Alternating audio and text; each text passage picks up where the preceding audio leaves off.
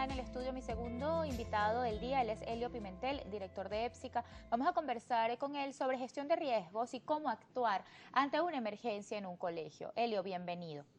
¿Cómo se hace una gestión de riesgos en un colegio? Gracias por la invitación, Bea, y por supuesto a la audiencia que nos está sintonizando. Fíjate qué oportuno que tú hablas de respuesta a emergencia, pero no solo de respuesta a emergencia, sino gestión de riesgo. La gestión del riesgo va mucho más allá que responder a la emergencia. Es desde ya identificar cuáles son las amenazas y los peligros en esa escuela, en ese colegio, cómo son las instalaciones eléctricas, cómo son las barandas, cómo son las alturas o cualquier peligro que pueda haber.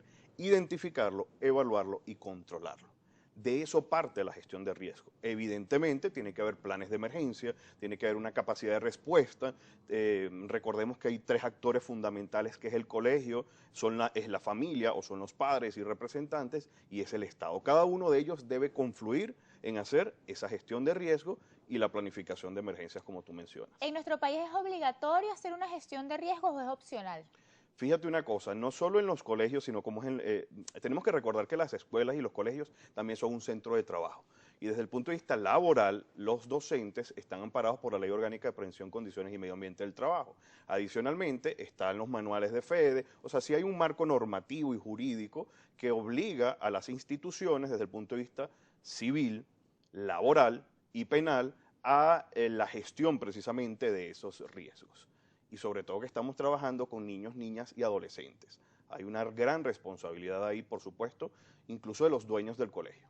¿Cuál es el protocolo que debe seguir el personal de un colegio ante una emergencia? O mejor dicho, ¿qué le debemos enseñar al personal sobre qué los debemos preparar? Terremotos, sismos, Fíjate derrumbes. que precisamente como estamos hablando debe haber una gestión de riesgo, ¿no? Y prepararnos para emergencias y desastres. Todos tienen que estar preparados. Evidentemente el hogar, la familia, los padres, los representantes, las madres, etcétera. El colegio está en la obligación también de dar a sus docentes, a sus maestras, a sus maestros, al personal obrero, administrativo, etcétera, formarlo, capacitarlo. De hecho, hay una norma venezolana COVENIN de planes de emergencia en instituciones educativas, que nos establece, entre otras cosas, que hay que identificar amenazas, evaluar cuáles son las vulnerabilidades y cuál es ese inventario. Por supuesto que hay que prepararnos, hay que preparar y tiene que haber una brigada de emergencias que se contemplen aspectos, como tú has dicho, sismos, inundaciones, incendios, primeros auxilios, pero eso parte precisamente, como te decía, de la identificación de las amenazas y peligros en la organización. ¿Cómo debe estar acondicionada la enfermería de un colegio?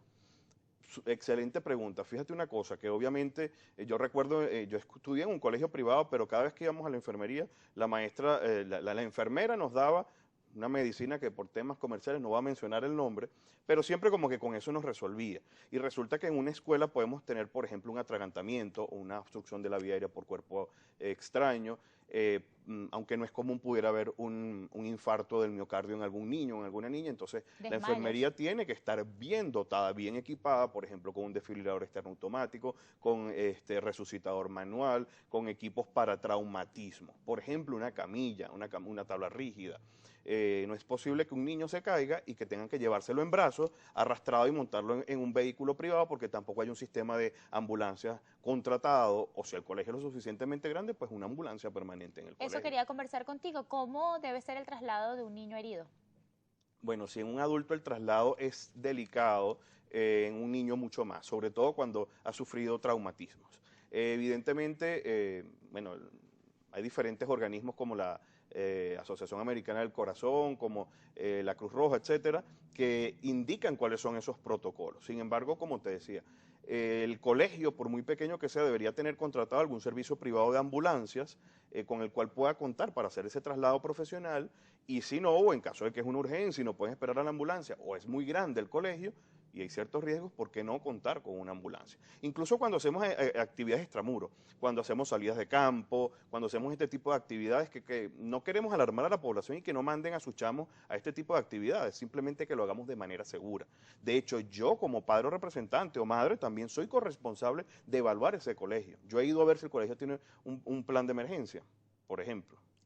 Elio, ¿tú crees que los salones de educación inicial e incluso las áreas recreativas deben estar siempre en planta baja? No necesariamente tienen que estar en planta baja. Definitivamente la planta baja da cierta seguridad, ¿no? Aunque tú puedes tener también peligros en planta baja, como peligro eléctrico, caídas de mismo nivel, objetos filosos, etcétera. Puede estar en una azotea, puede estar en niveles superiores, pero tiene que haber la suficiente seguridad. Por ejemplo, cuando se hace en una azotea, una de las cosas que se tiene como requerimiento es que la reja no tenga barrotes horizontales por los cuales el niño puede escalar, solo barrotes verticales, ¿no? Es decir, tiene que haber la suficiente seguridad y el riesgo se puede controlar, se mitiga. No existe el riesgo cero. Eso es importante saberlo. De hecho, siempre existe la posibilidad de que algún niño sufra alguna lesión, de que algún niño se accidente, o incluso que pierda la vida. Incluso con los padres, claro. Claro, claro, totalmente. De hecho, el primer sitio que tenemos que evaluar es nuestro hogar, nuestra casa, porque ha habido muchos inquisidores y mucha gente que ha atacado a colegios, a maestras, etcétera. Bueno, pero veamos nuestra casa. ¿Cómo está tu casa con respecto al tema de seguridad? ¿Pueden los padres exigir los permisos de este colegio y visitas guiadas para ver cómo están las instalaciones? Mira, no solo pueden, deberían ser protagonistas, partícipes de eso. Yo sé que muchas veces dejamos el primer día a la escuela al niño en la escuela y nos duele, pero después nos acostumbramos y caemos en una rutina, pero es importante ser protagonista y partícipe precisamente de esa identificación de peligros, de esa evolución, involucrarse de manera activa, participativa y protagónica en esa gestión del riesgo, porque como te digo, Estado, colegio, pero también tú como familia eres corresponsable. Gracias, Helio, por acompañarnos esta mañana. Conversamos con Helio Pimentel, director de EPSICA. Allí ustedes ven sus redes sociales, hablamos con él sobre gestión de riesgos y cómo actuar ante una emergencia. Vamos a seguir tocando este tema. Al regreso me acompaña el abogado Carlos Trapani. Ya volvemos.